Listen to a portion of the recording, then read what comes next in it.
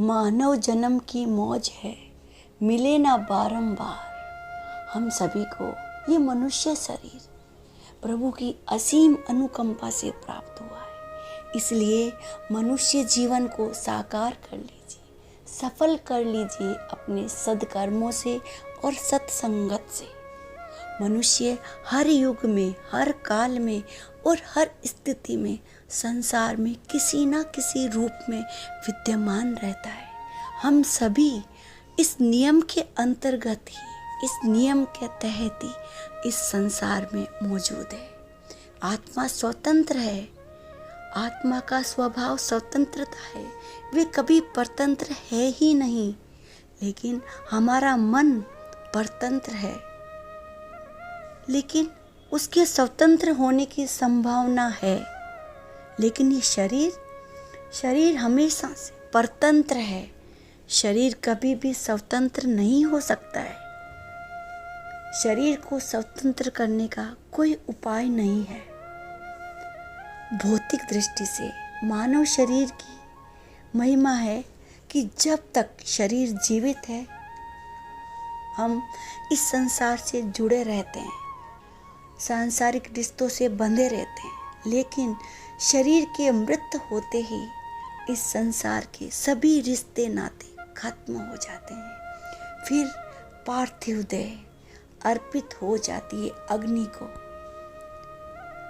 लेकिन फिर भी, इसके बावजूद भी मानव देह को पाने के लिए देवता से लेकर इस विश्व ब्रह्मांड में जितने भी प्राणी हैं सभी लालायित रहते हैं, मानव देह पाने के लिए तरसते रहते हैं।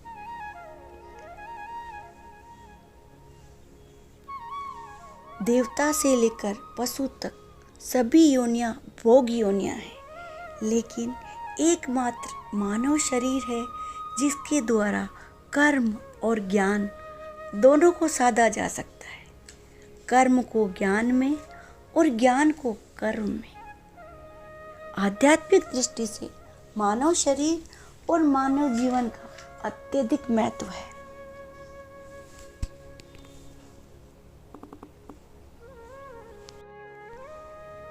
जब हम मनुष्य शरीर के साथ इस संसार में आते हैं तो हमारे साथ बहुत सारी शक्तियां भी होती है।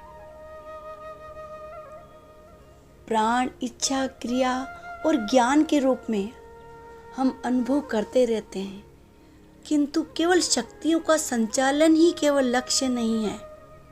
हमें साधना की सहायता से उच्चतम स्थिति तक पहुंचना चाहिए और पहुंचना संभव है। समस्त प्राणियों में सर्वश्रेष्ठ प्राणी मनुष्य है।